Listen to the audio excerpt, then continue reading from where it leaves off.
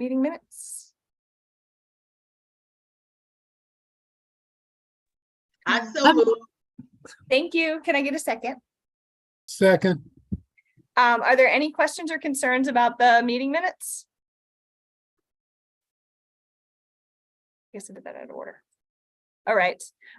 In that case, anyone opposed to adopting the meeting minutes as written?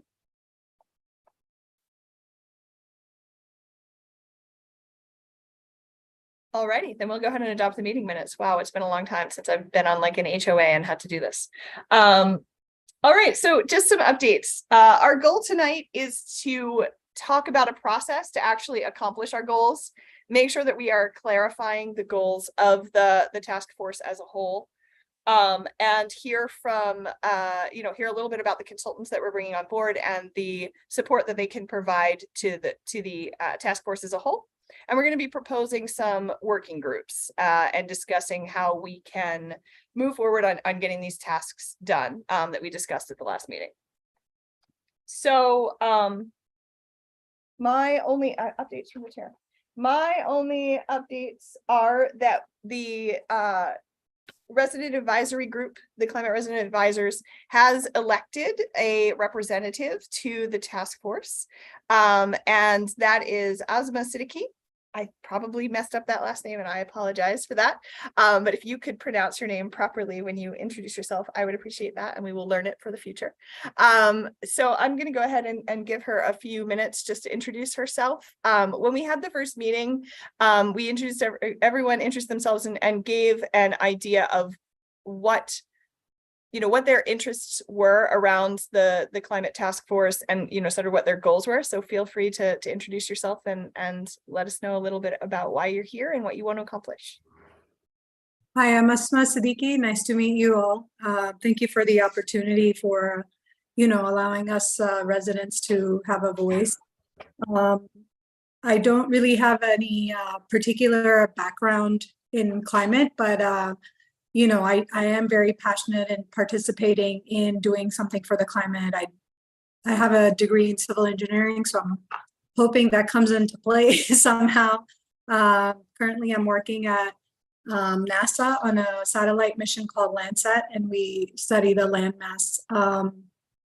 And hopefully, like some of those studies that we're doing, they'll be helpful in the climate change action.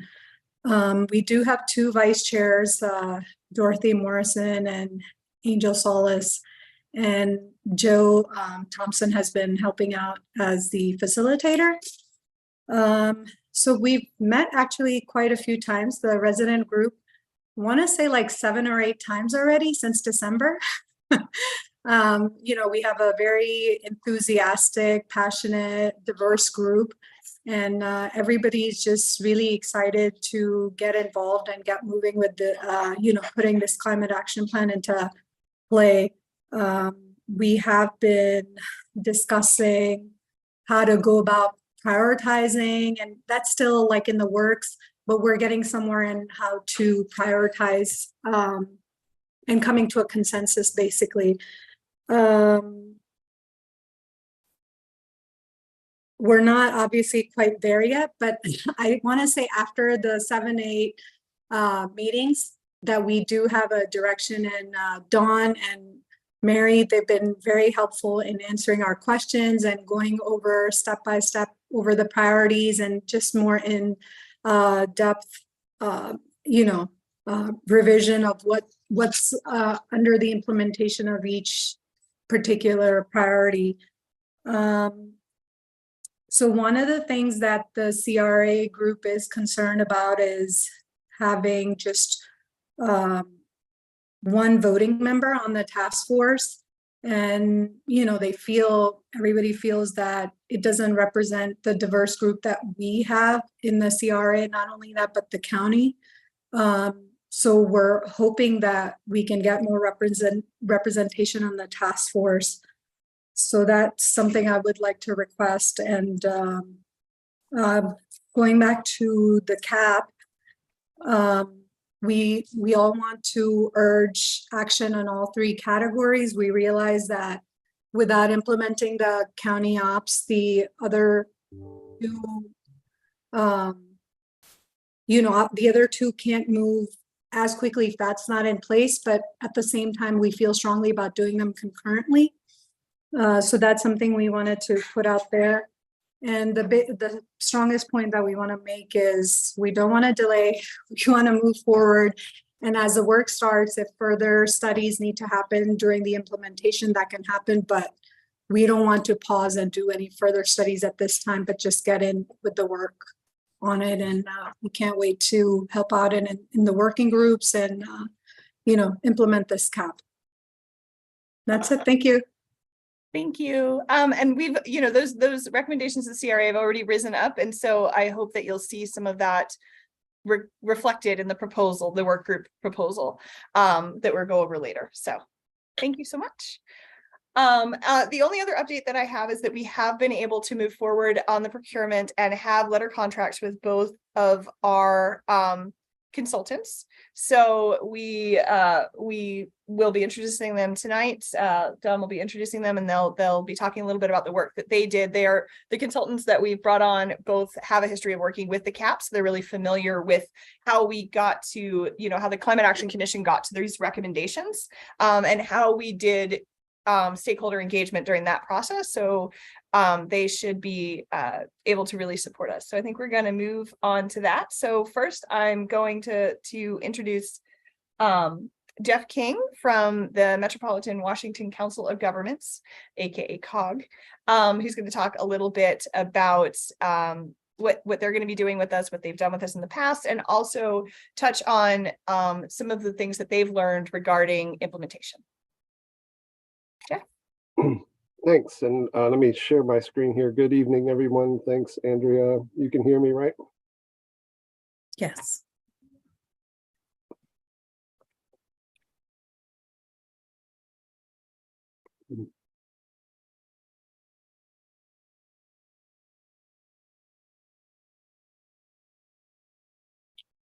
Okay, so you're seeing the slide deck. You can hear me. Let's get started. So hi, everyone. Jeff King. I'm the director of the Climate, Energy, and Air Program within the Department of Environmental Programs at the Metropolitan Washington Council of Governments.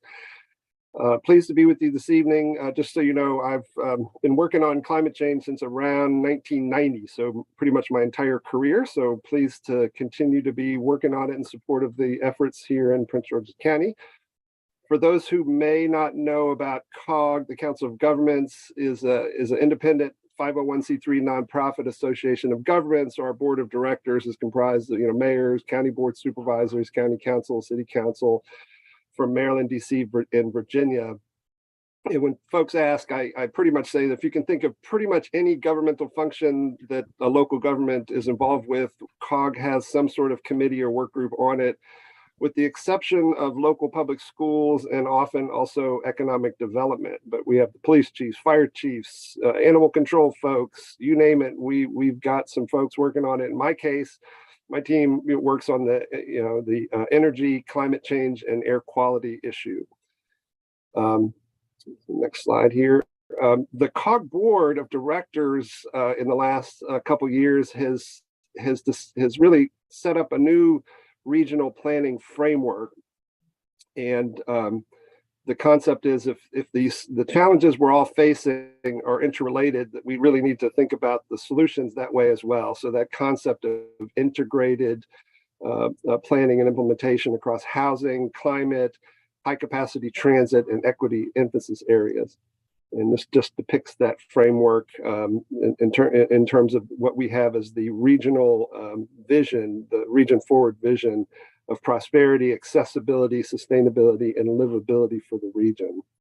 And we have a very long history of climate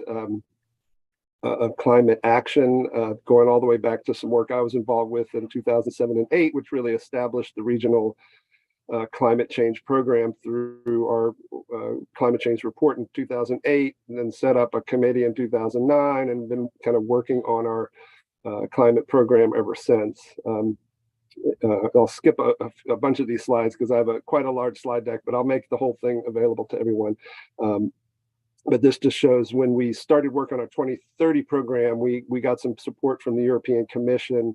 They were quite interested in having major metro areas work together on 2030 planning. So we teamed up with Chicago, Kansas City, Denver, Twin Cities, and in our region to work on 2030 plan development. And this just shows the resolution. So the COG board adopted a new 2030 climate goal, and there's the resolution. And the goal is 50% reduction in greenhouse gas emissions by 2030 from our 2005 base year. So very challenging target. We've been working on climate change, like I said, since 2008. We did meet our 2020 goal of a 20% reduction in emissions by 2020, but getting to 50% by 2030 is going to be quite a challenge. This just depicts that in a graph. And so kind of to the point of tonight's meeting, what's next? We really are now pivoting at that regional level from the planning to how can we support and how can we foster really good implementation to kind of get the actions, the strategies and actions, out there implemented to begin reducing emissions to meet our regional and local goals. I won't get into the details of all these slides, but again, you'll have access to all these. But in the climate plan, we have a variety of guiding principles. We have some main planning elements around greenhouse gases, mitigation, climate risk and vulnerability, and climate resilience. A graph that shows our kind of historical emissions across the region from 2005, 2012, 2015, 2018. I'll need to update the slide. We just finished our 2020 emissions work recently, so this slide needs to be updated.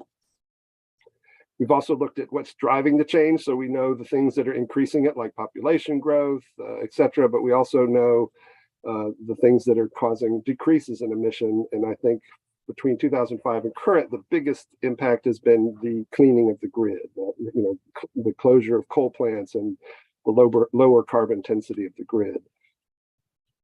We've also looked at whether, how feasible it is to achieve the 2030 50% emission target. So we'll need very significant actions across all sectors of the economy: electricity, buildings, vehicles, waste. So we'll have to have a lot of very strong action to achieve these goals in the next, it's hard to believe, 7 years. So you can see here, like we've had historically, dozens and dozens of strategies and actions identified. I think the original 2008 report had something close to 75 recommendations. We kind of scaled back the number of recommendations we were trying to make in the most recent 2030 plan to make it a little bit more manageable. But you can see we have mitigation actions and planning, equity, clean electricity, zero emission buildings, zero emission vehicles. In many ways, what we're embarking on collectively now is kind of a race to zero. How can we get our economy running on zero carbon, zero emissions, and continuing to support population growth and economic development activities? I mentioned we also have interest in climate resilience. We do a little bit less work in that area, but we do realize the importance of addressing climate resilience. The concept here is that the investments we may need to make to be fully climate resilient are going to be pretty challenging to implement and get done quickly. So the idea was between now and 2030, let's get the things in place that we need to move towards a fully climate resilient region, and then begin taking those steps to build that fully climate resilience region over the coming decades. We've looked closely at kind of the levels of risk and adaptive capacity across some of the stressors we're going to see, like extreme heat and drought and flooding, et cetera, and kind of stacked and racked those to get a sense of what we need to be most concerned about. And like the mitigation actions, we've also identified a number of resilience actions that we'd be interested in implementing. I mentioned equity is a key, one of the pillars of the integrated planning for the region. So we've been doing a bit more work on equity in the last couple of years. Particularly our Transportation Planning Board has identified a concept called equity emphasis areas. So we now have a map of the entire region that shows by census tract where we believe the equity emphasis areas are, and we begin to use that in a number of ways related to housing targets and things like electric vehicle deployment, etc. And of course, one of the things that we all face a challenge is how do we communicate the benefits of climate planning? So that's an area that we probably need to do a bit more on, but certainly think about. So that is my introduction, Andrea. I think you and Mary had asked me to just go ahead and flow right into a little bit on a topic that you've asked COG and at some point probably our consultants to get involved with, and I think EFC as well, the notion of what are some of the lessons learned from COG and some of your peer jurisdictions like Montgomery County and even places like San Diego, California, that have gone from the planning phase into the implementation phase. So understanding you guys are at that very early beginning stages of figuring out how you'd like to implement your climate action plan. Mary Abe, staff there, has asked to COG to give a little bit of insight from our experience, and I was able to get some information from the lead climate officer in Montgomery County to share with you as well. And so, as Andrea mentioned, COG did play a role with the county helping with the development of the climate action plan. My boss, Kanti Srikanth, who's the director of metropolitan planning at COG and also the transportation planning director, actually served on the climate commission as a commissioner. But I, as staff, not only supported him, but we also worked directly with county staff to support the entire process from beginning to end. As part of that, we at our staff, my team staff and myself, provided direct technical service to the group, mainly in the area of greenhouse gas inventory development. COG has since 2007 or so, 2007, 2008, has had agreement with all the area utilities to get the data that we need to do greenhouse gas inventory development. And since we are able to receive that data on behalf of all of our local members and warehouse it and analyze it and work with it, we, over the last decade, have done the greenhouse gas inventory for both the region as well as all of our local government members. So that's one area that we continue to provide service on. We also have a fair amount of experience in working with folks on strategies and actions, and developing recommendations for strategies and actions, and also supporting implementation of those. We also, as I guess Andrea probably didn't mention, we had gotten a request a few years back from Montgomery County to use COG to access one of our on-call consultants, and at the time that didn't work out, but it made me realize, we sure could use a set of on-call consultants to help COG and the local governments in the region on climate and sustainability and clean energy planning and implementation. So we've had a on-call contract for a number of years now. We just renewed that contract. And so COG member jurisdictions throughout the region have access to these consultant contracts through either the COG rider clause or through an MOU with COG. And we've gotten a lot of good work done on that, and I'll get into that in a second. We've also been doing some support work on electric vehicle planning, both for government operations as well as for community-wide. COG has a climate team. I'm the director of that team. We have about 4 or 5 people in the environmental area working on climate, but we also have counterparts in our water department as well as our transportation department. And we work closely also with our planning and community services folks, as well as the public safety folks, to the extent that, I've heard, for instance, the fire chiefs committee is getting engaged and quite interested in the whole issue with energy storage, particularly batteries and battery fires. So there is a linkage to the public safety side. We've also had real strong interest in things like energy resilience as it relates to things, critical infrastructure and microgrids and the like. Like I mentioned, our staff mainly do the greenhouse inventory and climate action plan work, but we also do a lot of work on legislative and regulatory tracking and advocacy on that.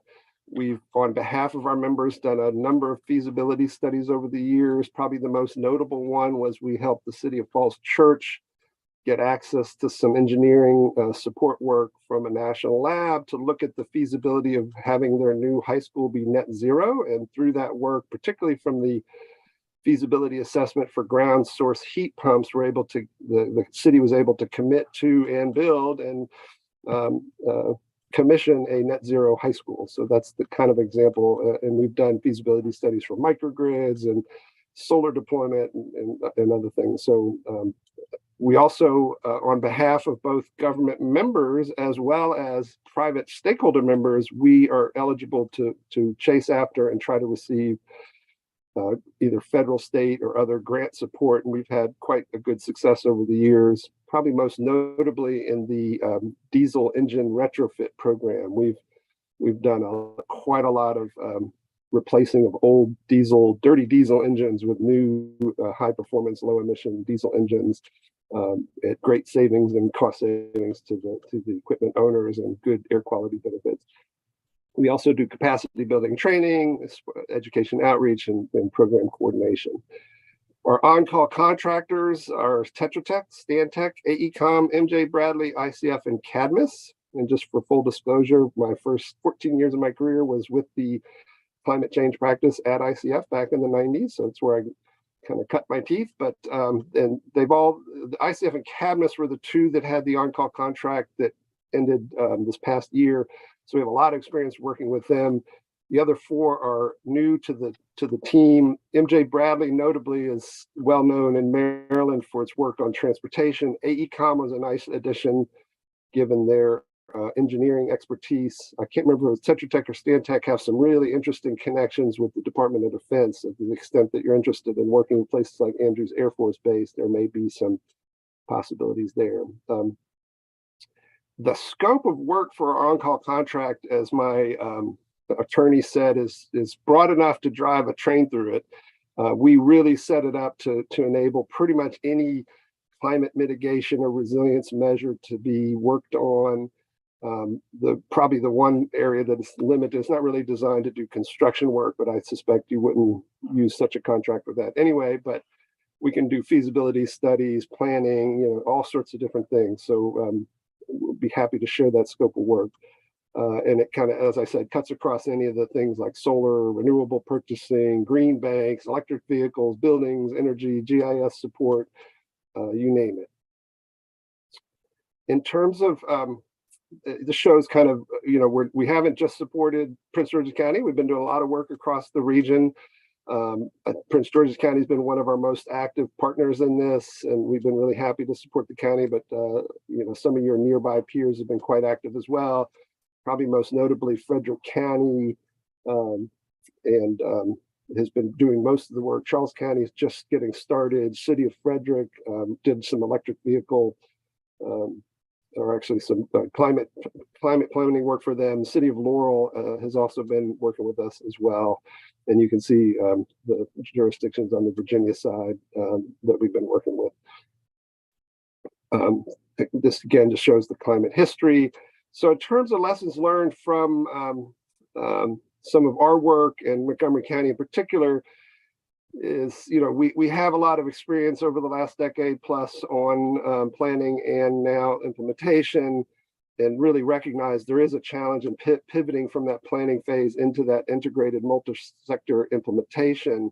The typo there, it should have been. And really in doing that, how do we address housing, transportation, climate, and equity in that integrated way?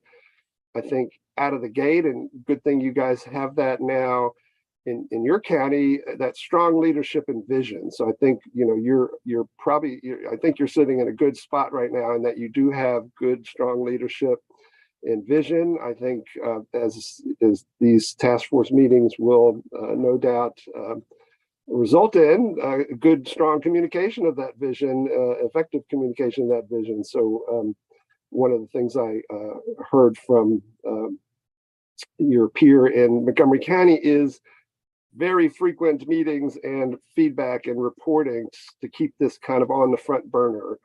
Having long time lags between engagements or reporting out on where things stand, as you can imagine, would let let things get to the back burner, or even worse, die on the vine. So, and I know the importance of building the coalition. This is a big job, economy-wide job to reduce carbon emissions and really transform the economy.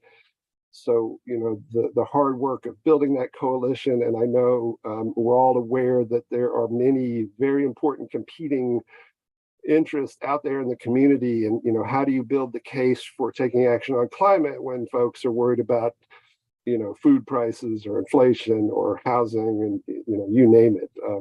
That's a real big challenge. And I mentioned that frequent engagement and tracking and reporting. In terms of COG's work, we both had a technical and policy committees to implement the plan recommendations coming out of the COG board. And we really rely on the engagement with the stakeholders and COG members on those committees to really set the course and give us direction on how to proceed and what to do.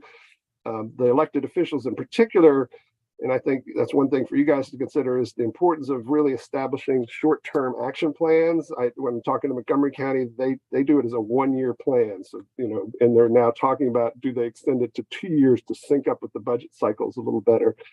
But the notion of setting these short-term action plans and priorities and really to spur that immediate action to get things moving. We also found great value in establishing near-term targets or performance indicators. And one of the things that I remember most from our work back in 2007 in developing our climate plan was the conversation around, what do we set as a solar target? And folks were like, do we set a megawatt target or a solar roof target? And it's still to this day, I remember, we had someone say, well, you really want, nobody understands what a megawatt is, but everybody knows what a roof is. And if you're trying to build that constituency for climate, stick with solar roofs. So we set a goal of 10,000 solar roofs. And today we're way above 50,000. And my thinking is we probably should start setting goals like 250,000 solar roofs by, 2030 or something. So I would recommend you guys consider that. We also establish a dashboard for regular tracking of those KPIs, and I'm happy to share the link for that if you'd like to look at it. And then, really looking at where you need to build capacity through trainings or workshops or other education, and putting some, leaning into that and making sure you provide the resources to folks to get them up to speed or get them the capability to, and then take that action or take the next step. And that can cut across a whole range of different issues, from solar policy to EV infrastructure to energy building, energy benchmarking, et cetera. So encourage you to think about that as well. In terms of Montgomery County, I mentioned they do an interesting thing. They do an annual report on what they've accomplished in the past year. At the same time, in the same document, do the annual work program for the next year. And they work to identify those concrete next steps that really need to be taken. And then they need to look at the capacity and resources and then prioritize those and then check in on it quarterly. So that, my sense is, that's kind of where you guys are at in terms of thinking through how you want to work things. Like, they like you have input from an advisory committee. They call theirs the Climate, Energy, and Air Quality Advisory Committee. I'm not sure they have a vote. I can check on that, but they certainly get input from them. And I think the way they work it is the county executive and staff, when they go in to make the case for the budget request, have with them the letter from that advisory committee to say, look, we have the support of the advisory committee. This should be a priority. You should fund it.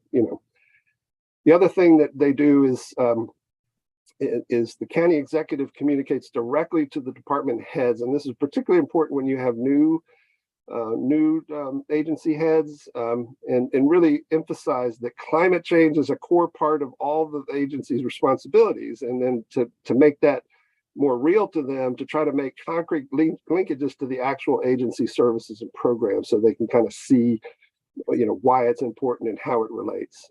She recommended you identify champions across departments, and I know your county has definitely has a few of those. So, work with them because they can help drive this train.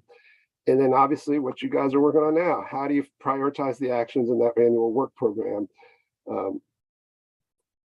And just to close out, some of the observations I've had from over the years is, as it relates to the plan and then moving to implementation, part of what you're facing is you have a range of recommendation types, and because those are different, they probably often require different approaches. For instance, some may be very simple, changing a routine practice.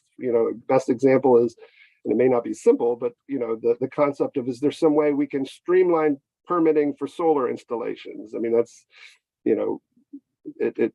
chances are it's fairly straightforward. Agency can, work through that. Or is it something that just needs totally new, like establish some new procedure or policy or program? And I don't know, I guess a good example of that is we're all right now thinking through how do we track the EV infrastructure net. So, there's a lot of thinking about, well, what do we need to do new or differently to enable more EV charging? And then to that end, a lot of the recommendations you're looking at, probably before they could be moved to implementation fully, you likely are going to have to conduct some studies or some assessments, and you all know that, but that's be a key part of your early stages. Some things, particularly on the Virginia side, maybe less so in Maryland, but you all know often you need enabling legislation or some sort of regulation in place. If that's the recommendation you're working on, that's definitely a different process that you'll be going through than changing a permitting procedure at an agency. So obviously, probably one of the number one factors is, do you have the funding and staffing to carry out the recommendations? So clearly that's going to be a big challenge to Andrea and others to make sure that the county executive and county council, put the funding where they need to get this done. And then obviously you're going to need to think through, how do you work all of this, with the adequate or, proper or robust community support, nurturing your partnerships, and, how do you do your stakeholder engagement? Because there's a lot of different players that need to be involved to get all this done. And then ultimately, for any given recommendation, really identifying who is that lead agency or staff responsible for getting it done, and then holding them to that through those quarterly reports. So with that, I'll wrap up. I hope I didn't take too much time, and hope you found it valuable, and happy to be here with you. So thanks. Okay. Thank you, Jeff. Good evening, all. I will cover a bit of overview and history for the University of Maryland Environmental Finance Center. Unfortunately, a representative was not available to join this call this evening. So I'll just give you a quick overview of the University of Maryland Environmental Finance Center and some of the work, the history of the work that they provided on the CAP. As many are aware, the University of Maryland Environmental Finance Center is a university-based center. It's well known for the consultant services that it provides to communities on environmental protection programs, assessment of environmental protection programs, standing up, helping communities stand up environmental programs, and essentially helping communities through planning efforts, be it implementation, plan efforts, scoping, the type of task that would be involved in terms of planning out environmental programs. So it's a pretty renowned center, and we have had a pretty good history in working with the University of Maryland Environmental Finance Center.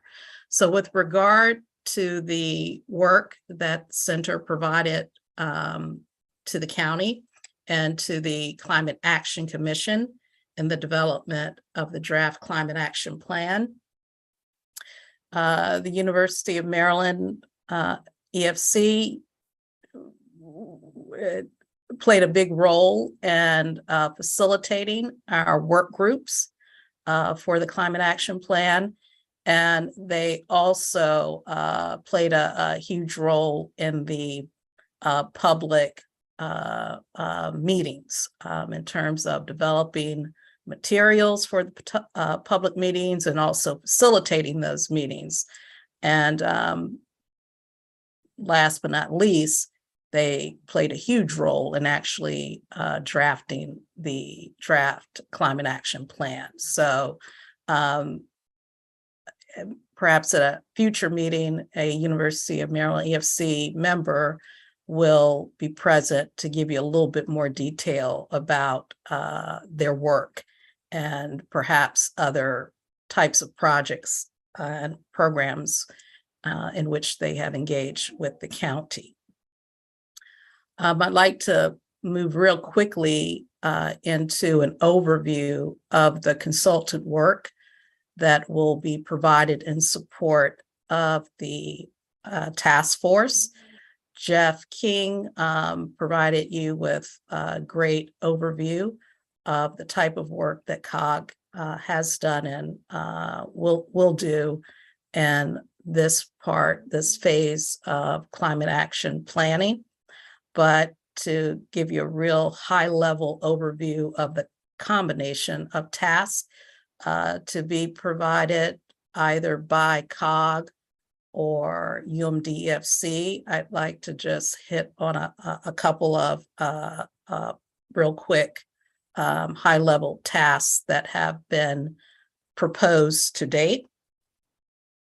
One task would involve the creation of a compendium list of recommended studies, analysis, and assessments, recommendations for the grouping of task force. A consultant will evaluate the draft plan for duplication, missing pieces, and also provide us with some preliminary magnitude of costs to perform all aspects of that compendium list. We also propose a task that will include case studies of other jurisdictions. And of course, the consultant would help us in terms of gaining feedback from the task force on best methodology for the county structure of plan implementation.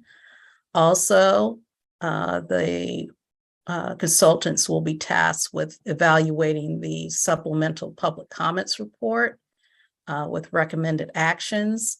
In case, just for a refresher on what that supplemental public comments report actually involves. As part of the draft climate action planning process, the Department of the Environment hosted a number of public meetings to solicit feedback on that draft plan.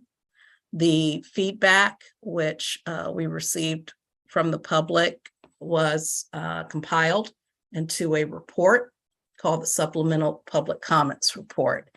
And as part of this implementation phase, we will revisit or we will review those public comments with the support of the consultants to determine how we might incorporate some, not all, or at least evaluate the comments that appear in that report.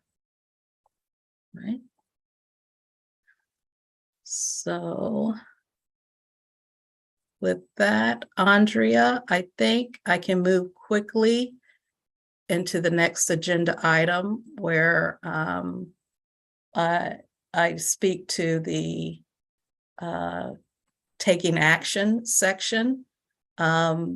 Please note that we had your original agenda that we sent out included a agenda item for implementation of case studies, and COG provided a pretty quick overview of this particular agenda item. We can revisit it at a later date to do more detail and maybe provide more case studies for your review and consideration, right? So moving into the next agenda item for Prince George's County CAP taking action. If Mary could pull up a quick slide for me, I would appreciate that. But in the meantime, I just want to note that the draft CAP identifies distinct strategies for achieving emission reduction targets and climate resilience goals. It further offers blueprints to guide implementation of such strategies. The CAP blueprints are preliminary layouts of strategies to achieve climate mitigation and resilience goals. These blueprints are neither final nor absolute. Refined blueprints, or sometimes referred to as roadmaps, will evolve through the task force process for developing strategies and actions to prioritize climate solutions. We do encourage, and Andrea will speak more to this, but task force members will be encouraged to revisit some of those strategies and blueprints in the draft plan. And our consultant team will be available to assist the task force with this effort. So the slide that is presented here is meant to give you a feel for how the strategies which are presented in the draft plan, along with recommendations as presented in the draft plan, really roll up into bigger, broader goals. And in this particular slide, I wanted to show how these strategies really roll up into what we, as the county draft plan, is intending to do. It's intending to improve community health, to build towards residential resilience, to promote renewable energy, to develop in ways of smart growth and support transportation alternatives, options, modes that help us reduce greenhouse gases. The plan also is intended upon building green business development, committing to an equitable and just future. And the plan realizes that we as a county aren't called to make, I guess, a significant, huge dent in the greenhouse gas emissions, global emissions, but we're doing our part. And if each jurisdiction does its part, we will reach the goals as a country, as a state country, part of that global community. But we all are called to do our part. So as you go through the draft climate action plan, you look at the strategies and the roadmaps that are provided in that plan.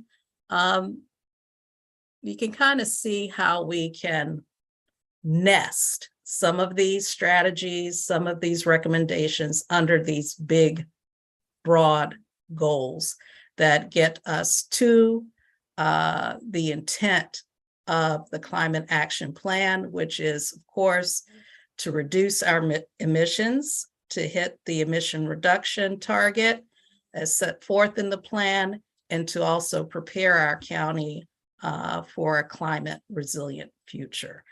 Many of these strategies are outlined in, I believe it's section 6 of the climate action plan. So as we all go back to that plan every now and then to remind ourselves of various components or elements of adaptation, mitigation, county operations, we should keep in mind that these strategies, these roadmaps are preliminary, and they are also just part of that bigger, broader goal, or bigger and broader goals. And of course, we can, or the task force can and should revisit some of those strategies and recommendations, because at that draft cap stage, we perform this work without the benefit of having detailed studies and analysis available to us to fully inform some of the recommendations. So with that, Andrea, I will turn everything over to you. All right, great. So I'm going to present a proposal that DOE as the chair is putting forward as to an approach to do the work of refining the recommendations and those implementation steps and that were set up by the Climate Action Commission. I'm going to go ahead and share my screen.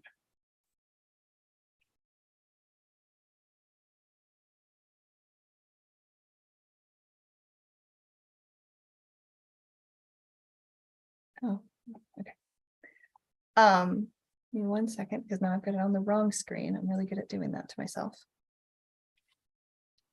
All right.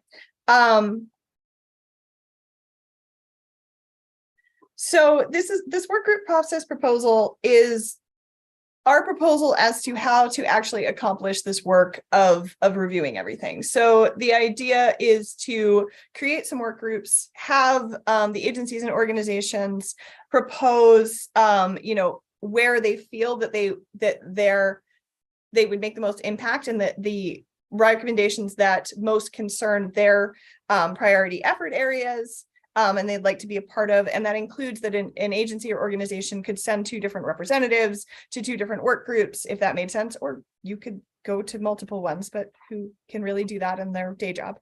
And we'll send a document to the, once we kind of settle this today, we'll send a document for folks to sign up for that.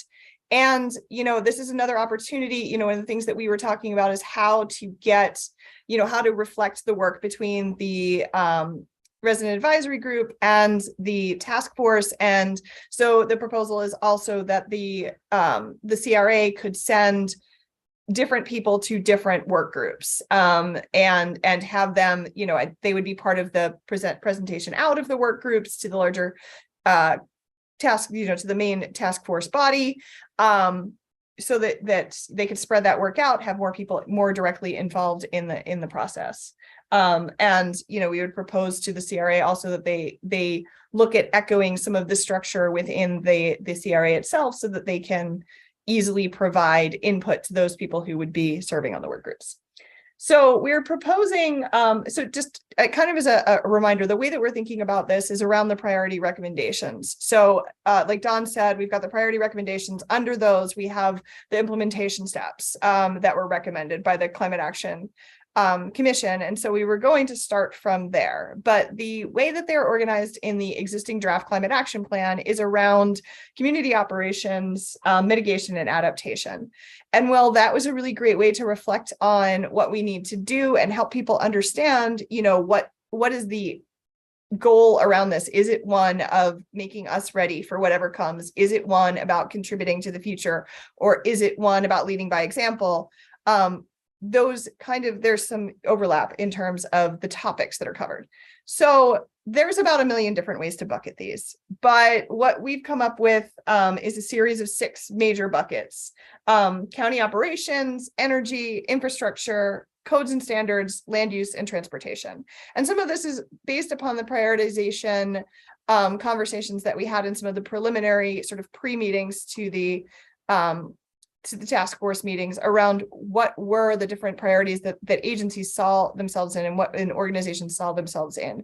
And what really rose to the top in some of those conversations was trees and land use, codes and standards, county operations, things that are very much in our control, infrastructure needs, larger funding goals around how we actually get the funds to do these things. Those were some of the things that kind of rose to the top. So we reflected on those when we were looking at how to divide these up.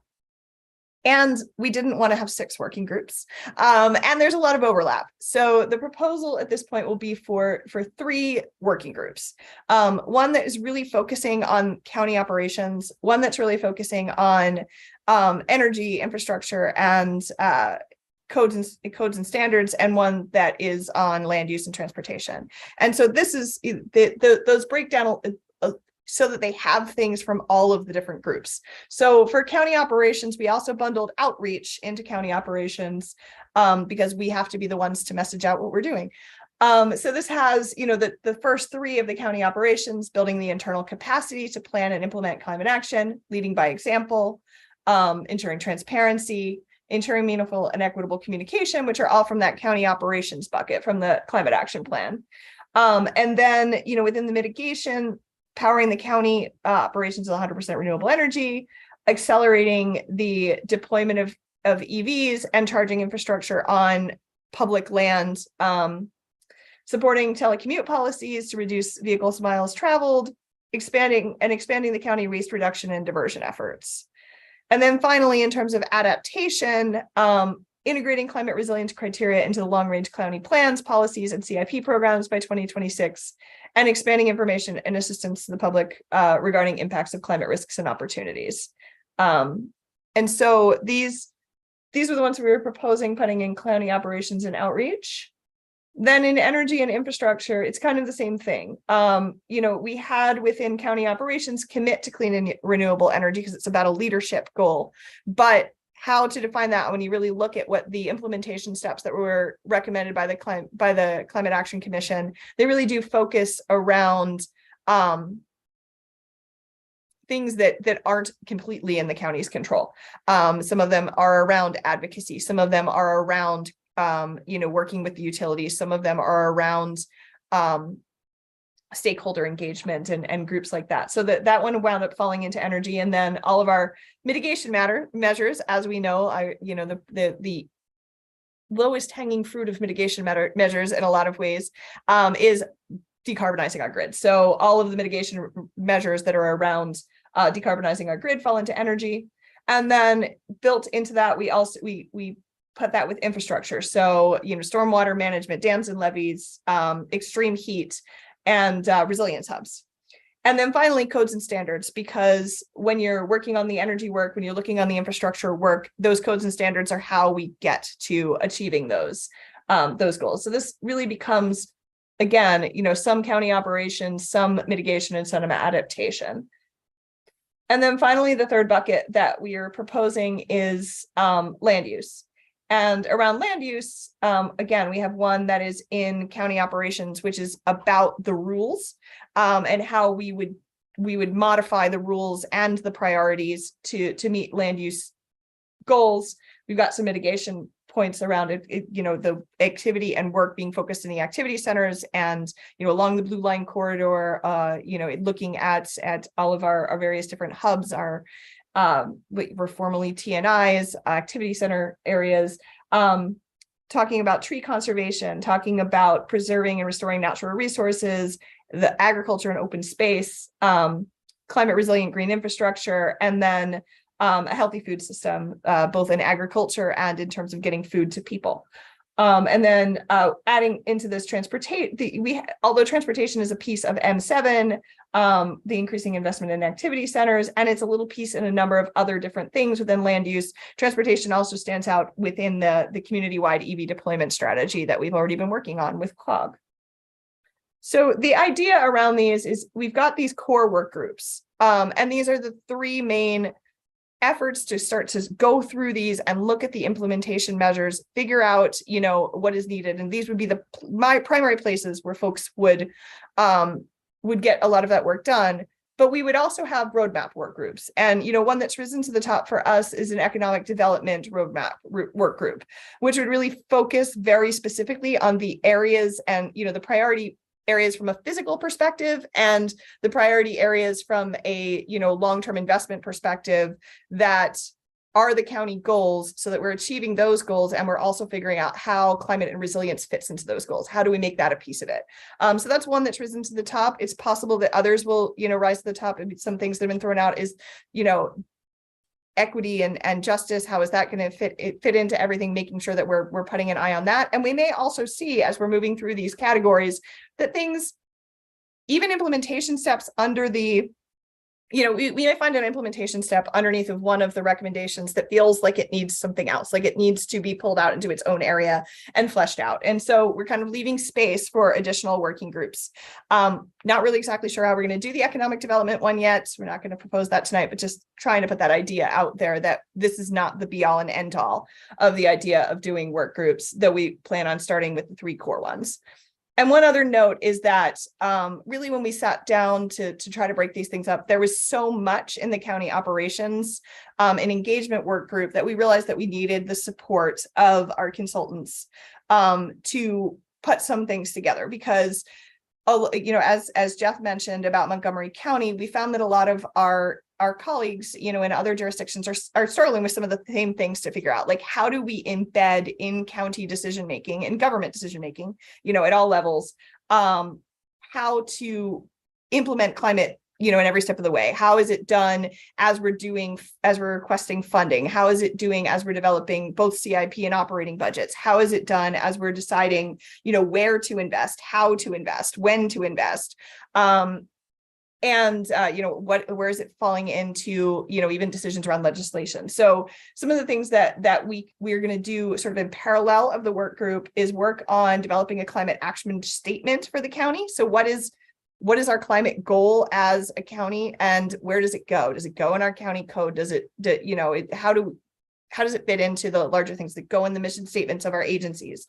Developing a template or protocol for evaluating equity. And so we've spoken to the DEI team inside of the county, and we want to make sure that we're looking at an equity and environmental justice sort of at the same time. So as we're developing an equity statement for the county, and a way of looking at equity in our activities, we're also looking at environmental justice, and we really want to work to propose a definition and a way of doing that. And finally, a template or protocol for evaluating climate action in light of other priorities, and determining, when we're spending money on things, how does risk from climate fall into that? So, the idea is that we would propose this back to either the working group or the larger task force, but we would be working on this in parallel so that the core work group can work through the recommendations themselves and prioritizing those and developing what needs to be developed there. And of course, one of the asks that rose to the top in the Climate Action Commission and in pretty much every public comment is we need to know what's going on, right? We, being the residents of the county, need to know what's going on. And so developing some kind of a proposal for a website/dashboard for public reporting and tracking of what we're doing around climate action, because we know we want to do something, but again, we're in the rubber hits the road implementation process. So we want to get a mock-up and a proposal of what that would look like. And then also the other work group that has some things going on in parallel would be the energy and infrastructure work group, because as I mentioned in some of our planning meetings on how we were going to do this, there's 2 internal county working groups where agencies are working on recommendations to the county executive and to the CAO about how to work on flooding and how to work on permitting.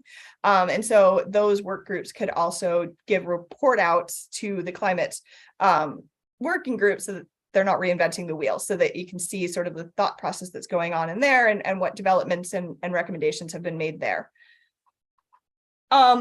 And so just this is a copy of just a couple of the actions with the blueprint. And so what I'm recommending, what we're recommending that the task forces would take on is really to start with these higher level recommendations and look at the steps and the recommendations within those that were made by the Climate Action Commission.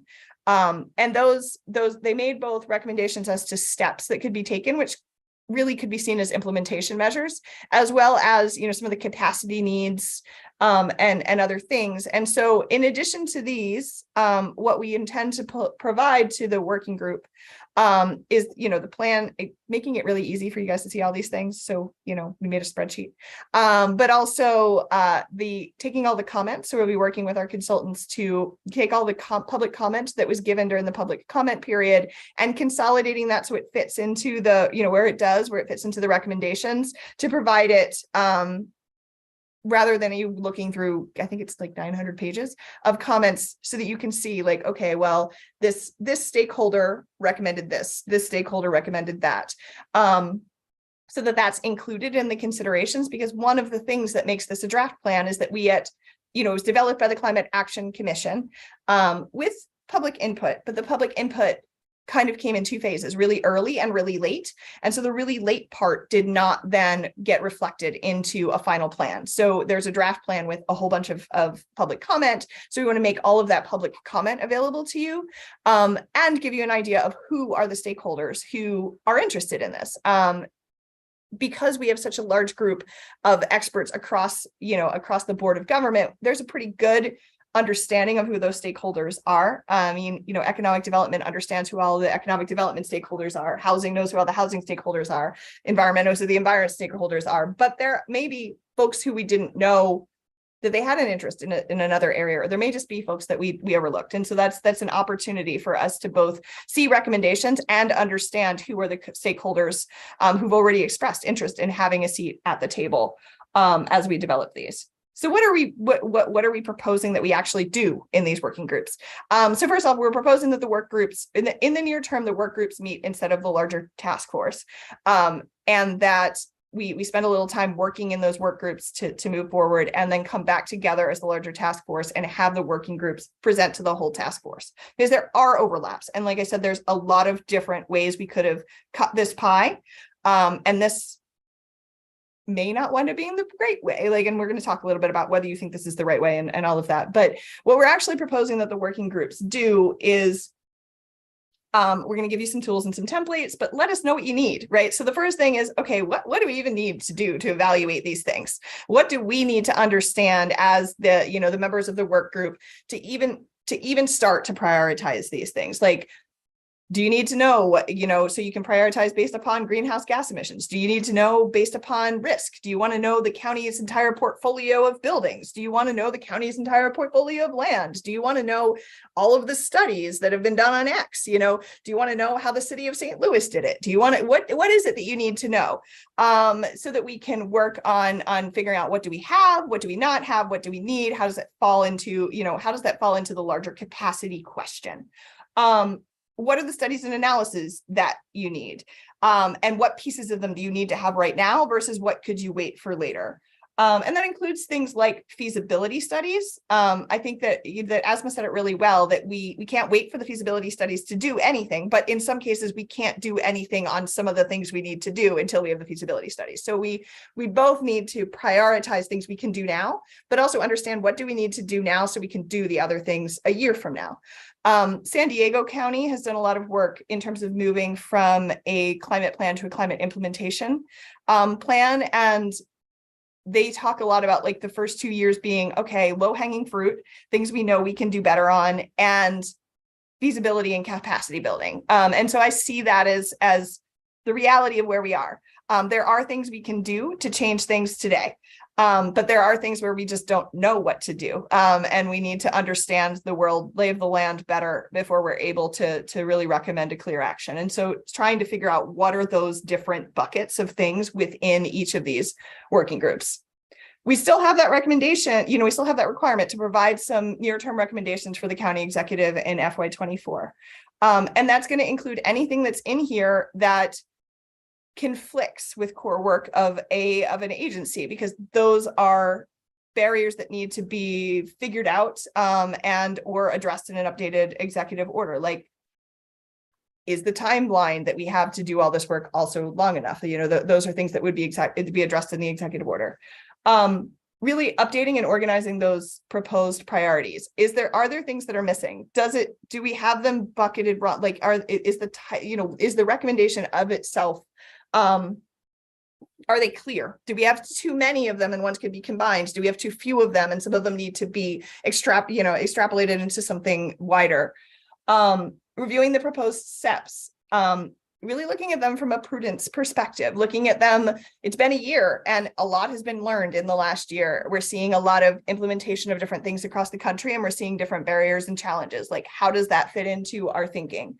Adding nuance to things, a recommendation might say the whole county needs to do X, but the right answer is really the county outside of the activity centers needs to do X, or, the county needs to do X, now and Y later. I don't know, but there's nuance that needs to be added to a lot of those different things, and there's things missing, and there's things that are in the wrong places, and there's things that actually conflict. So if you look into the various implementation steps as they were recommended from the Climate Action Commission, there's actually places where you'll see a step under one thing that undoes what's a step under another thing. So we have to sort of fix those conflicts, look at those implementation steps, and also take pause where we do need a feasibility study, or we do need to make sure what the best alternative is first. One example I would give is that one of the recommendations is to implement a resilience authority, but we haven't actually determined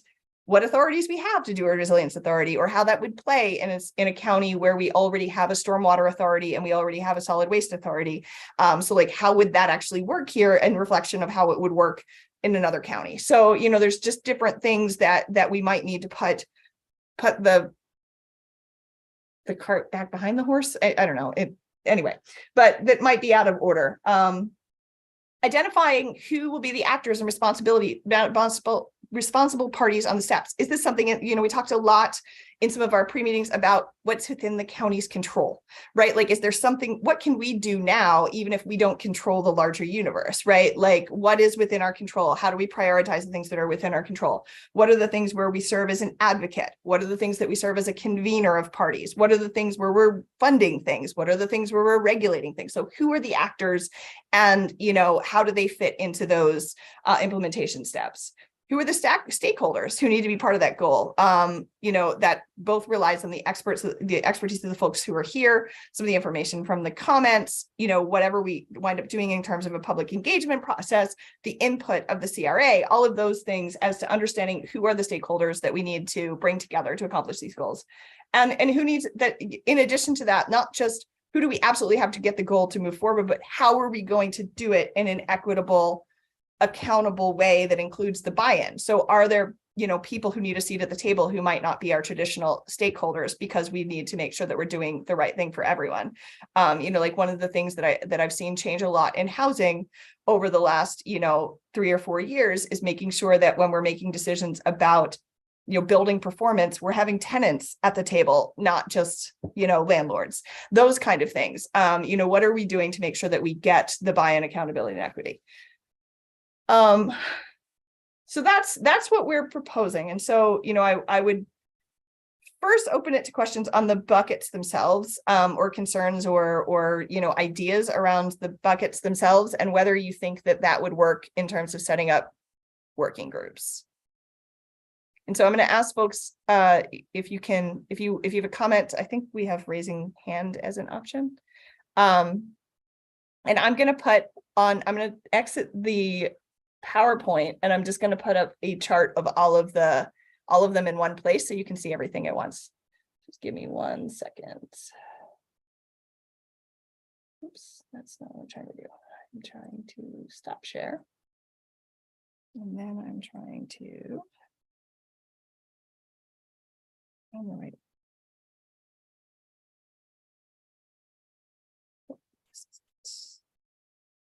I thought I had one sheet with it all on one thing. Give me 1 second.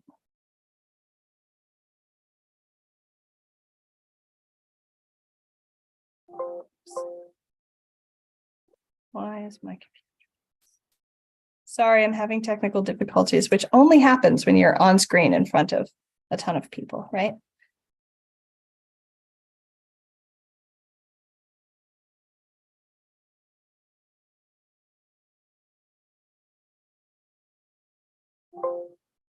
Goodness.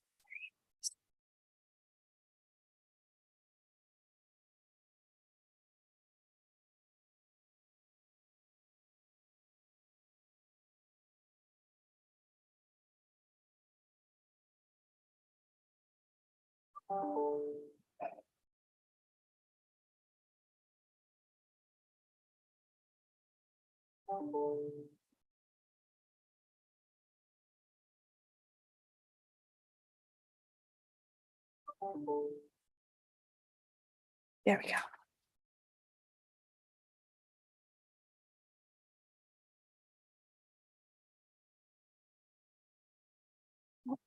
Right thing, and then I should be able to resize this. Ha, look at that. Of course, now it's so small that I don't know, at least no one with the age of my eyes can see it, but there we go. I think I should be able to. Yeah. All right. I'll play around with making that a little bit easier to see, but I see Alex first. Good evening, everyone, and thank you, Andrea, for again facilitating this and all the other presenters. The question that I have is, what is going to be the governance of these working groups? Is it going to be decided within the group itself who leads? Is it going to be a set of leaders? And in addition, are we going to use resources of the department, such as Zoom, et cetera, to be able to meet virtually? Yeah, so we will be both providing a facilitator from DOE, and for the first meeting of the work group, we'll provide a person from DOE to be the chair, and then have the working group determine, who they want to have as chairs or co-chairs. My recommendation would be to have like some kind of a co-chair structure where you have folks from, especially folks with like expertise in the area from particular agencies, service co-leads, but all of the facilitation and all of like the the work of the work group, like the admin type pieces of it, like recording the notes and pulling things together and providing those resources, will be provided through our consultant groups and DOE. Great, thank you. And well, for the county operations one, we'll probably also lean very heavily on OCS. Right. And Stanley? Oh, your hand went down. Mr. Early, did you have a? I did. I'm sorry. I lowered it when you recognized me and I Sorry. muted myself. My apologies. Quick question. Well, actually, comment actually. I thought, when you talked about the parallel areas, I thought that was particularly interesting. And one of the things that I just like to suggest is a task in there, and you kind of talked about it a little bit. After the plan is perfect, let's say we managed to get everything and there's still going to be things that come up that we haven't envisioned where there are conflicts, because you talked about some of the things that are internally inconsistent as the plan's put together. But even after it's done, there'll be things that are in conflict just because it's the real world. I was just wondering if one of the things the parallel group could be parallel things that could be looked at is a system of priorities or methodology to be able to evaluate those, so that 2 years from now, when there are two things that A and B, which do? We have some guidance. So I just would like to suggest that that's part of the process. That's all. Yeah, so that's definitely on our radar of like trying to figure out how to do that. There aren't a lot of folks out there that are that far along. San Diego County is one that we're looking at a lot, because, or it might be this. No, it's the county, because they've developed a process that in every year they're doing one part of like essentially an ongoing rewrite of their climate plan, right? So they're looking at what is successful, what is new, what is and they're just kind of perpetually updating it. That might be more than we have the capacity to take on, but maybe we'll get the capacity to take on. But I think absolutely, I think that's something that we could have be one of those parallel parts, is what will be the ongoing process to keep this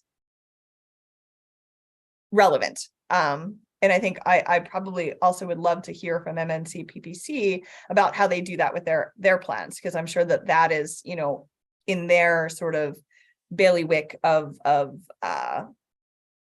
roadmaps that they have to constantly review them, or we would just have a sector plan from like 1972 all the time. So noted. Thank you. Ms. Bell?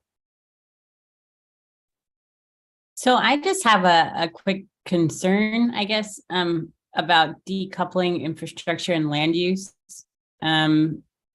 Primarily the stormwater piece from land use, because it's so intrinsically tied to the green infrastructure recommendations that are in the land use recommendations. And then just from a disaster resilience perspective, land use and stormwater are in the same boat most of the time. So would you recommend then, I mean, would you just recommend leaving them together, infrastructure and land use and transportation, as one kind of, I think one of the things that we were concerned about is like, are we giving one group too much to take on? But if you feel like if it's decoupled, it becomes problematic because you're not thinking about it, in parallel in the way that they need to be thought of. I mean, is that your proposal, is that we would move infrastructure into Maybe just not all of infrastructure. Maybe you move the stormwater piece, like the couple of stormwater pieces that you have, into the land use bucket. You know what I mean? And then you have the land use and the stormwater infrastructure piece together, which is the first piece of climate mitigation. Okay. Thank you. And Ms. Siddiqui, I think I saw your hand up. Yeah, so a similar type of questions in terms of the buckets, like, is this definitive now, the way, you have divided up all these? Nope, that's what we're here to talk about. Okay, so one of the ones that I mentioned is the stormwater, since it's regulated by the county. Would it make sense to move it under county ops, and also the, the adoption of codes and design standards, since, county is the one to implement those? Would it make sense to shift that under there? So I think that's open for discussion. I will tell you that the reason that we chose the things that we put inside of the county operations was not just because of the power to regulate them, but being the primary actor on doing them. And so I definitely see why they could be inside of county operations. This is one where I would advocate, differently from that, but I'm open to the discussion. I'd like to hear what the group, thinks that we should do with it. We kind of tried to put the edge of that bucket around, we control it, we do it, right? We control it, we fund it, we do it. Rather than we control it, because there's going to be things in all pieces that we control in terms of our ability. Well, the executive branch doesn't control because we can't regulate, but that the county government as a whole, could make the choice on how to regulate. But yeah, that was the design of the county one, because in a lot of ways we felt like the county, leaving certain things in the county bucket, those were the things that we thought we also could unquestionably do first, because we could make those investments ourselves. We could seek funding ourselves to do them. So it was kind of designed that way. But again, I'm open to what the group recommends on that one. So sorry, another quick question. So in terms of these buckets, like, how soon are we going to finalize these so we can move forward after that? Like, I mean, I get it that we need to talk about it and get the right structure in place. But then how much time are we giving this discussion to finalize these buckets? We want it to be a really, really short turnaround. It would be great if we could resolve it tonight, but if we feel like there's things that need further discussion or you need further input on, we could do it at a follow-up meeting. But I would seek to set that meeting in about 2 weeks, because we really need to start moving forward on these efforts, because we'd like to have some preliminary feedback from the working groups to each other to make sure that we are checking in by April at the latest, because we have to have recommendations if we're going to have them be part of the budget process at the very latest by the beginning of May. Right. Okay. Ms. Robinson. Hi. Quick clarifying question, kind of in the same realm. You showed these buckets, and then there was another slide that had, I think you said potential buckets that could be added, which included economic development. I'm just curious, are we discussing that tonight? Is that going to be part of the land use group, or can you just talk about that a little bit more? Yeah, I mean, I think that there's just some really targeted areas where folks are going to want to make recommendations that overlap. So the idea of those is to talk about things that really it's more topic focused, right? So thinking about the plan as a whole, how does it support economic development? How does economic development support the plan as a whole? And there might be pieces from each of the buckets that that sector wants to work on, or that folks want to work on in regards to thinking about those goals. Is like, for example, we have economic development plans, right? Like we have something already in place that the county has already thought about priorities. We have the same thing for housing, right? So there's so many different ways to kind of break these off and look at them that we don't want to leave off the table, that we might decide we want to look at what's affecting residents, right? Like we talked a lot in DOE, we talked a lot about residential resilience, and we bucket energy burden with flood risk, because we see those as the things that most affect people at home.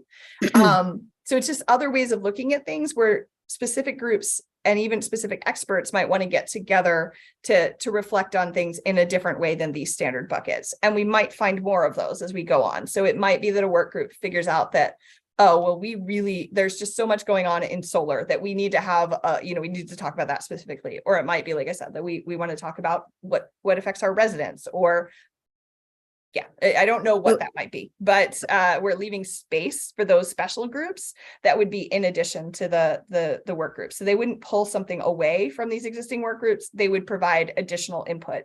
And then provide it. We'd have to figure out a process of, would we take that to the whole task force or to a particular work group? I think that's really, it's very, very fuzzy right now, but based upon just some feedback that folks have given me, that's something that we want to leave on the table.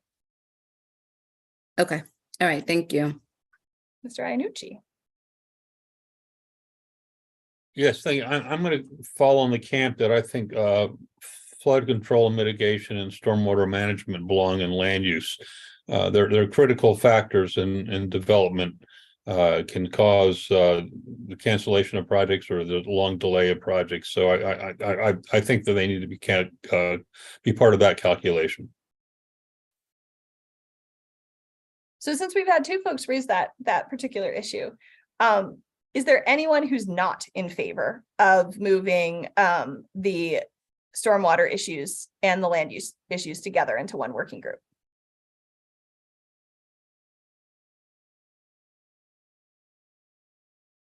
All right, that's a decision then. We shall do that.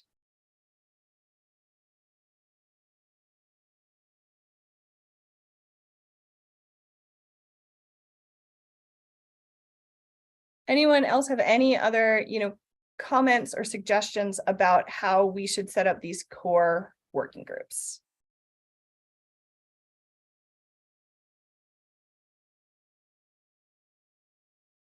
Just one more, sorry, just to follow back up on my previous point. Since it is still fuzzy, are we just going back to the economic development part? I know you alluded to earlier, it's probably going to be hard for a lot of people to be in multiple groups.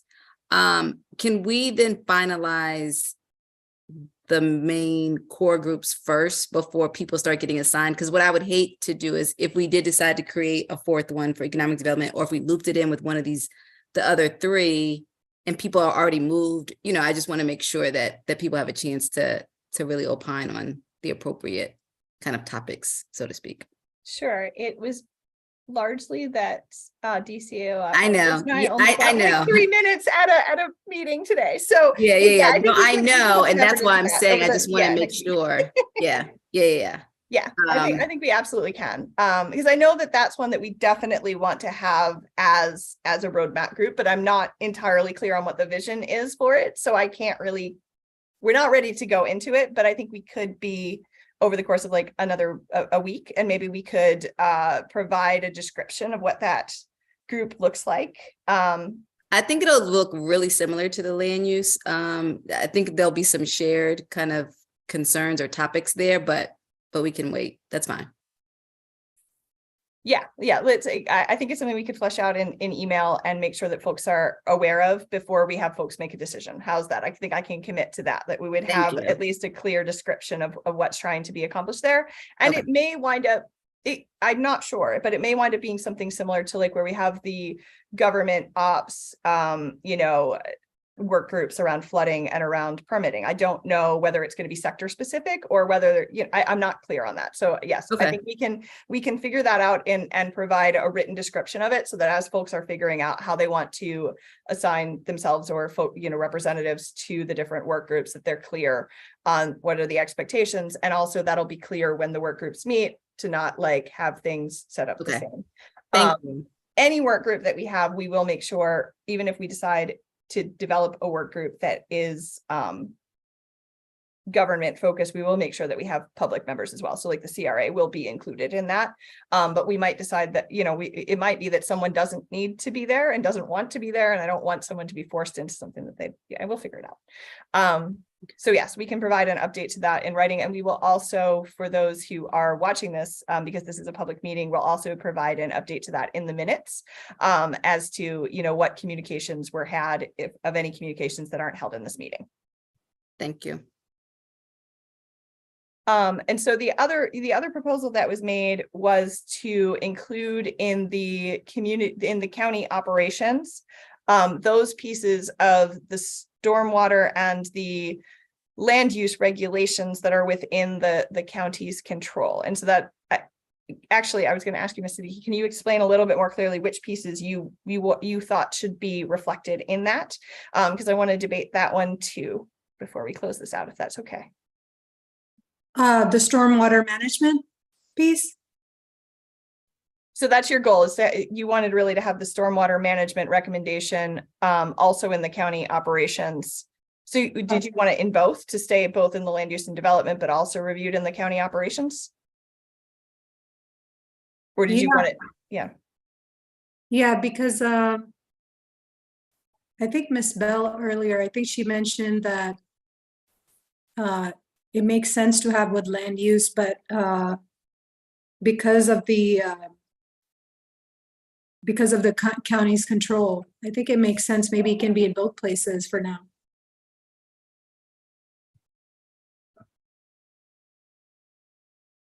Does anyone else have any opinions or thoughts on that piece? Ms. Bell? So I don't think that we should have recommendations be reviewed by two different groups, because that kind of defeats the purpose of having working groups. But what I will say is there is probably a need for us to do some sort of stormwater thing like the economic development thing, because it does impact each of the three groups. So there should be discussion on a broader issue.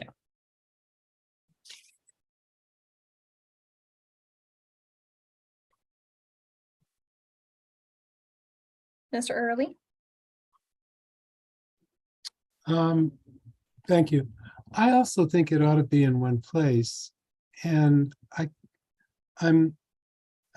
really don't think it necessarily belongs in the county operations area, not because, so much of it is regulatory that's defined by the state.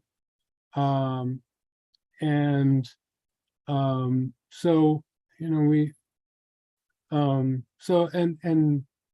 it also is such a large item that it could sort of dwarf other items. And so I'm just suggesting that it probably belongs with that land use area. That would just be my recommendation.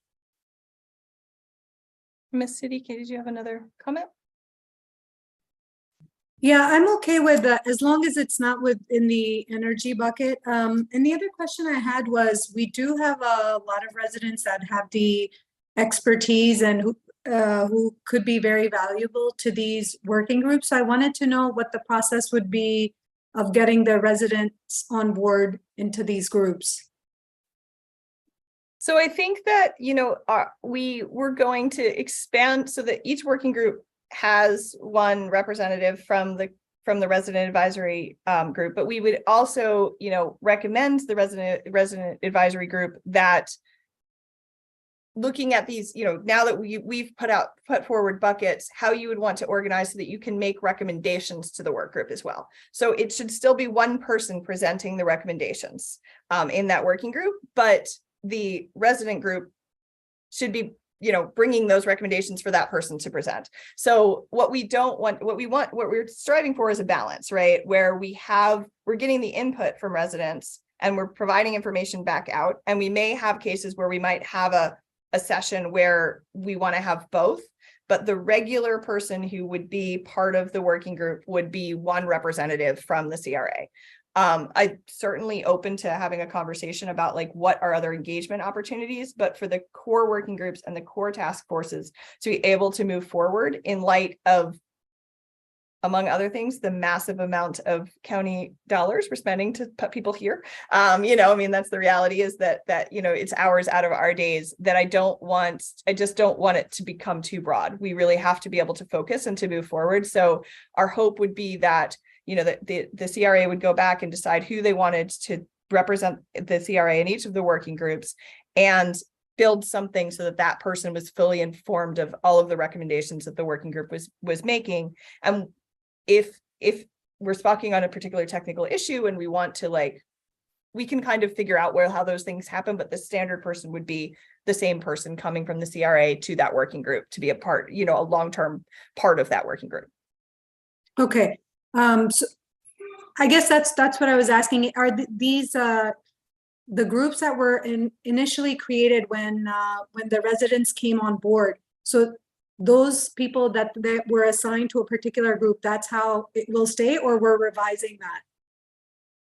I think that was the structure that we recommended, but now we're seeing that the CRA is very interested in governing itself. And so our job is to provide support to the CRA and the CRA, and put the guidelines of how we're interacting. DOE will always interact to the extent that is feasible, however you would like with the CRA. We want to hear as much from the CRA as humanly possible. Okay. But within the confines of the work group, but also, we're looking to a governance structure. We're going to make recommendations to y'all, but you are your own group, right? We don't want to do anything to sort of limit the creativity and opportunities there. Which while I'm talking about the CRA, one thing that I do want to say is that we've admitted, I think, 30 folks, and we have 28 who've been able to stay. At this point, we still actually have about 67, I think, 67 applications for other folks who would like to be a part of that group.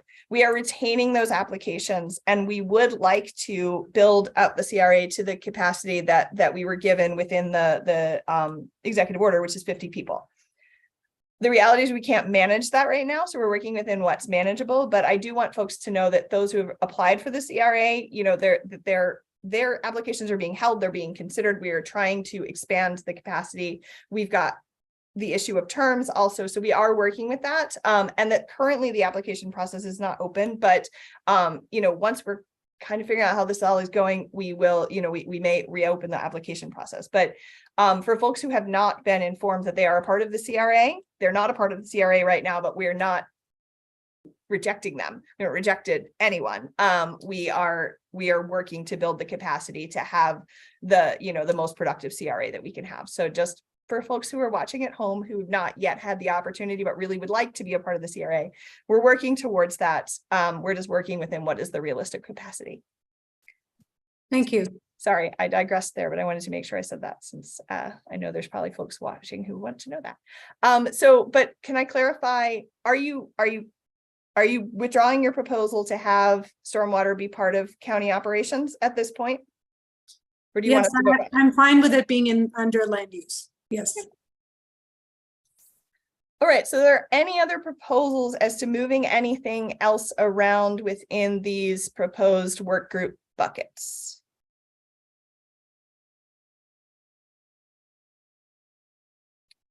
All right, so our intention will be to change the stormwater stuff over and provide these to all of the members of the task force.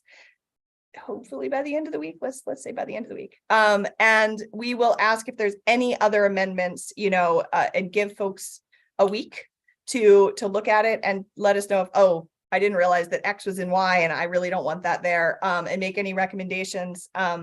If there are recommendations, we'll figure out some kind of process to move on those, and see what others' inputs are. But our goal will be to finalize these, in the next, week or so. Provide the list of things that we, basically all the resources that I've gone over, and provide a way for folks to sign up. I've committed to providing a write-up of what that roadmap group for economic development would look like. I can also provide one for stormwater, what a stormwater group might look like that's different from within the, the land use core stuff, and have folks decide on that. And then we'll make a sign up sheet so that folks can figure out what representatives they want to send to them. Again, an agency or organization is welcome to attend as many work groups as they would like. You do not have to have the same person at the work groups. We would like to know who is the core contact person for each of the work groups. And then we will also send out a poll for each work group once we know who's on them to set up a first meeting. DOE will serve as the chair for the first meeting. And then we'll have the working group determine how they want the governance structure to work. And we will also put forward a proposed calendar as to, we'd like to see a work group meet X times between now and here, because this is what we're trying to do. So I had presented a timeline in some of the preliminary lead up meetings, but we need to update that timeline. But that will be one of the tools that we kind of provide as to what outcomes we need and, when they're due, basically. What do we have to do and when is it due? And how does this structure get us to those outcomes? I'm going to turn this back over, unless there's any other comments on this process, which I'll just pause to see if there's anyone else who wants to state anything about this process. I'm going to turn it over to Dawn, who had a few discussion questions for the group to kind of close out our time, a few things that we were trying to figure out in terms of things to provide to you all, et cetera. So I'll stop sharing. Dawn? All right. Thank you, Andrea. So, Andrea, as she mentioned, there might be some support that task force members feel that they might need from consultants from DOE staff to prepare for actually delving into this whole planning process and effort. So we wanted to hear from the task force what type of support you might need from the consultant. Let's say, for example, do task force members or their entities need presentations by the consultants on climate change and the climate's cap in order to start undertaking some of the tasks that will come your way in order to deliver on the charge of the task force?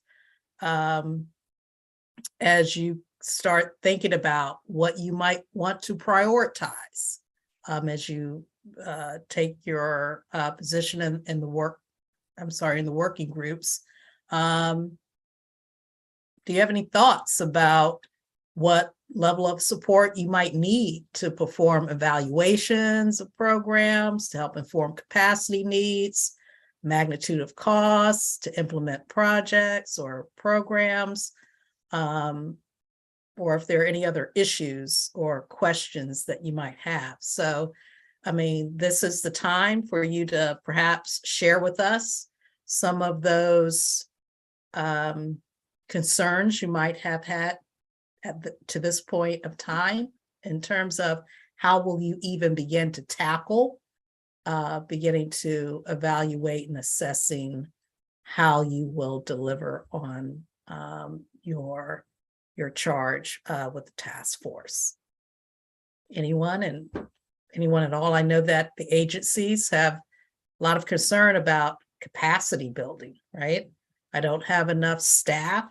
I don't even know where to start in terms of defining the number of staff, the type of staff that I might need in order to implement a climate action plan, at least implement the types of programs that will fall in my shop. Again, our consultants have the technical expertise. They have the experience with developing magnitude of costs. They can help you start preparing to think about your needs.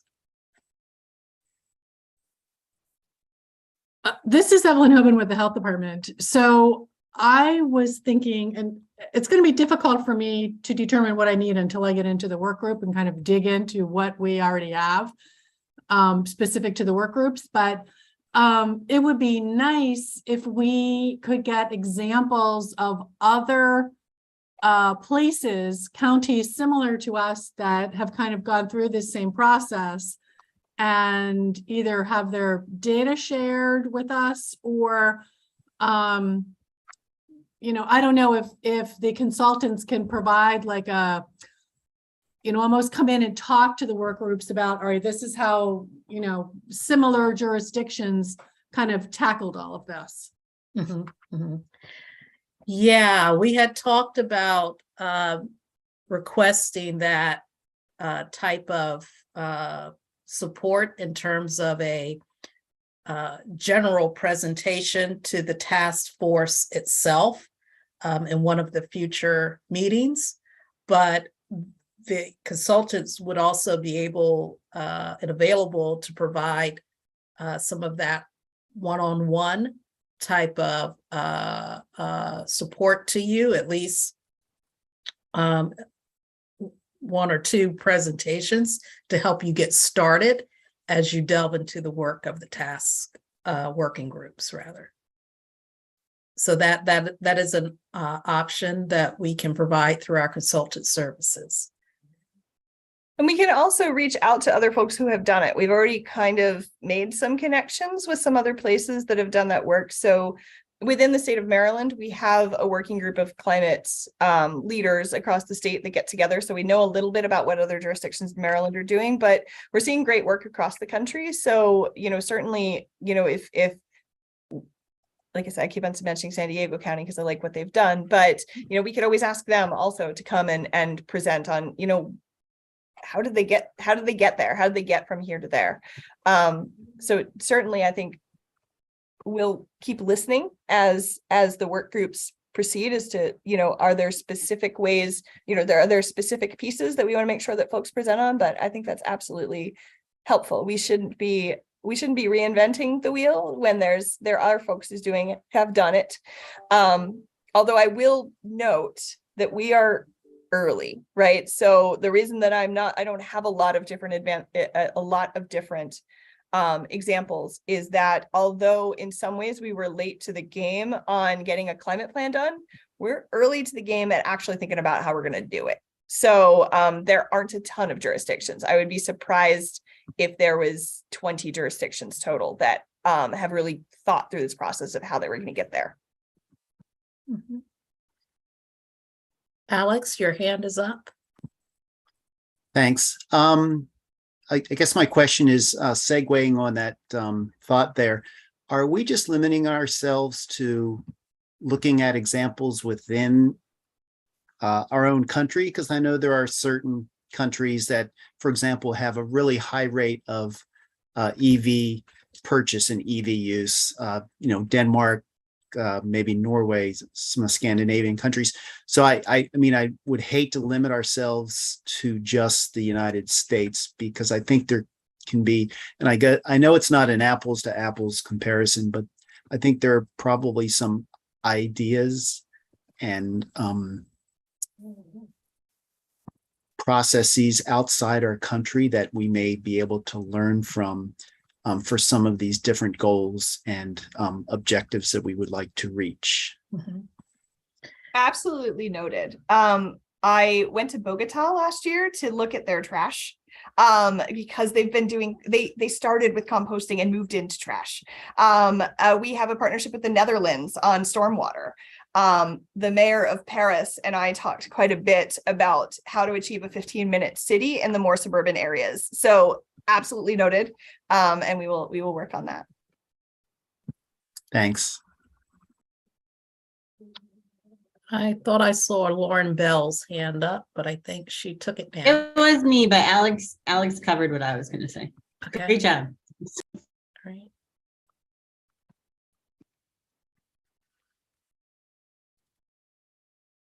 Any other questions, suggestions for how we may best utilize our consultants to help you with what you need?